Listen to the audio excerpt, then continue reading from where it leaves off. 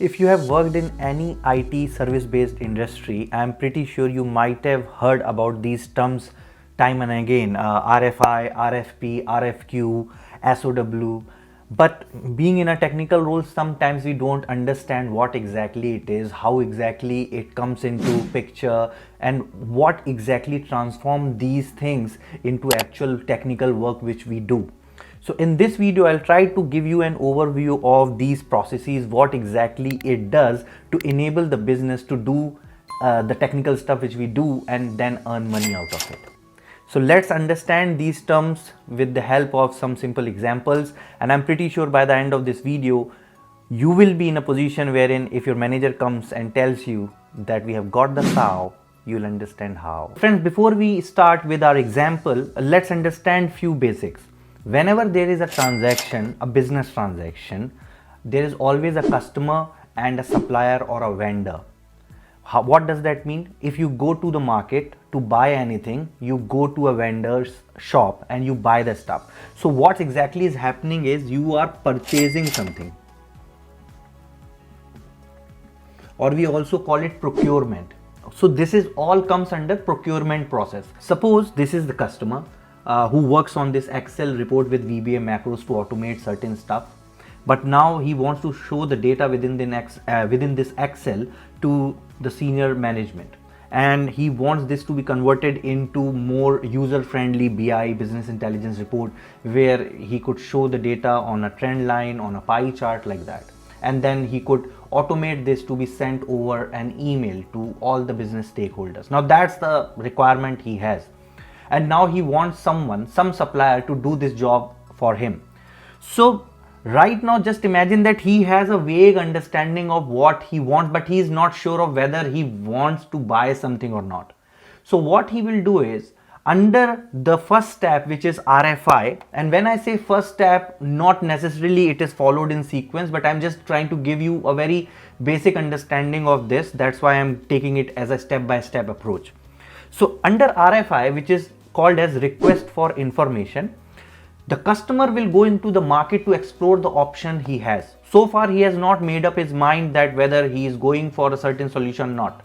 So he will float the RFI with some open-ended questions as to, if this is kind of the problem I have, how you would resolve it.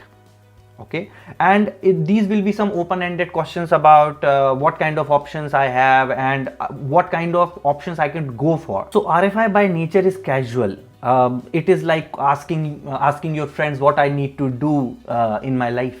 It's so generic. Okay, so then your friends would say, I don't know what you want to do in life, tell me more about it. Maybe you could try this, you could try that, and all that, right? So similarly, customer at this point of time does not know exactly what is the solution for his business need, but these RFIs would open that channel and he would start thinking more clearly as to what could be the potential solutions for his business problem. And that's why these set of questionnaires are sent to the suppliers, and they just reply back within a time frame or to all those queries. And once those queries are sent back to the customer has a clear idea of the potential solutions they might have for this particular requirement. So the advantage with RFI is it is a very fast method to get the information you need from the market before you take a more serious decision or a serious look towards your solution. So once you have RFI and once you have received a response for that particular RFI, then you go to the next step. And when I say next step, again, I'm saying you could skip certain steps. It depends on the relationship you have with a prospective customer as a supplier. So there are scenarios where RFI does not take place at all. People know each other. The customer knows the supplier so well that he or she could directly go to the RFP stage. But more importantly, what is RFP? RFP stands for request for proposal. So in RFP, things starts to get more serious because now the customer is taking a serious look on whether he needs to go for a certain supplier or not. This is the point where the decision would be made, and that's why it is more formal and more detailed. The RFP process, which is request for proposal process, is more detailed. You might have to, as a supplier, come up with your own proposal, prepare a presentation to showcase how you would meet the customer needs. and that's where your BRMs, your business relationship managers, your BDMs, business development managers, your sales executive and your tech team come together to form a proposal which could be sent to the customer so that customer could make that advised decision. The thing which differentiates RFI with RFP is in RFP you expect the vendor to share the unique strategies they would opt for in order to deliver you a better solution. So let's take an example. Suppose this is vendor 1, vendor 2 and vendor 3.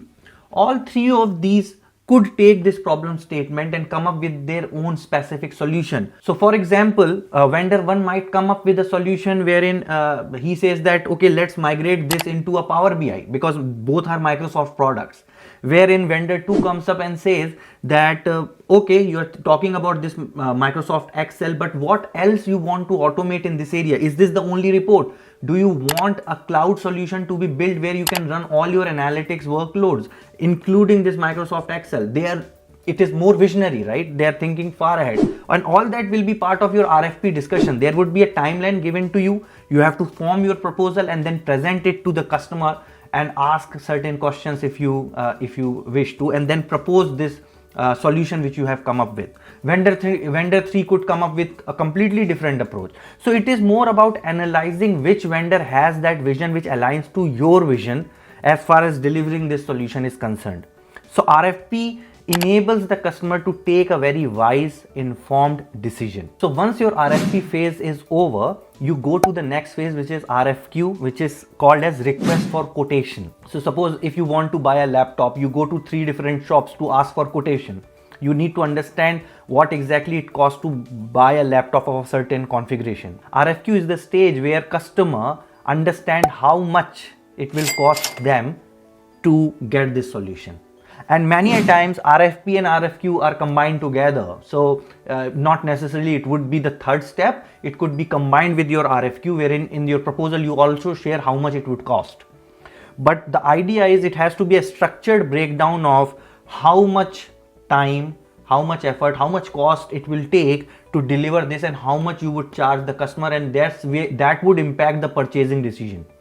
Sometimes it might happen that vendor 1 has a very good solution for the customer, but it's very costly, wherein vendor 2 is just about doing the job, but then it is falling within the financial budget for allocated for this particular project. So in those cases, this could be a game changer, because eventually everything boils down to the cost and the price of the product, right? So once RFI, RFQ, RFP, all these processes, purchasing processes are over, we expect to come out as a winner from the supplier side. So suppose customer chooses supplier 2 or vendor 2 as a prospective winner of this particular deal. Then comes the next phase, and that phase is to prepare a statement of work, which is also called as SOW or SOW. A lot of times you might have seen the SOW. It is a contractual agreement between the customer and the supplier on the exact deliverables that needs to be delivered.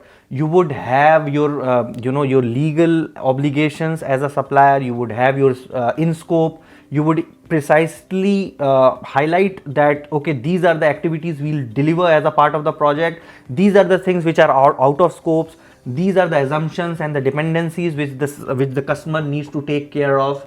For example, in this particular case, SOW might say that the functional knowledge of how these VBA macros and Excel are being created is the responsibility of the customer to give. So maybe the customer has to align his business analyst to work with the vendor team. I'm just giving an example. SOW is a very serious business, guys, because this has legal implications. Now you're going into a legal contract, and that legal contract binds the customer and the supplier together for the term of that contract, which is stated in SOW or SOW. Your legal team has to validate what has been agreed upon and what could potentially result in some sort of a legal trouble if in case customer is not happy. So when the SOW is being signed by the customer and the supplier, you are ready to start going.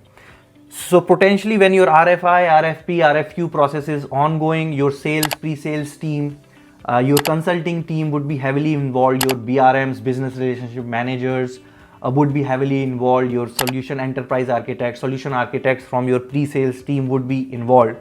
But once this whole sales process or this whole procurement process is over, and once it comes to the delivery phase, your delivery team has to get involved.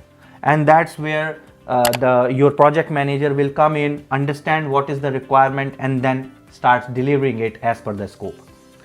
So generally, as technologists, as technical people, we do work as a part of a statement of work, but we don't understand it because maybe we are quite junior, so we are not involved in those discussions. Sometimes as you grow up the ladder, you start understanding, you start helping your seniors prepare the statement of work. So it is just the process. But as a newbie in IT industry, as a person who's just entered into the IT industry, if you know these things, which personally I took ages to understand, I was always told that, okay, these are the deliverers, you have to deliver. But I never understood the business context behind it.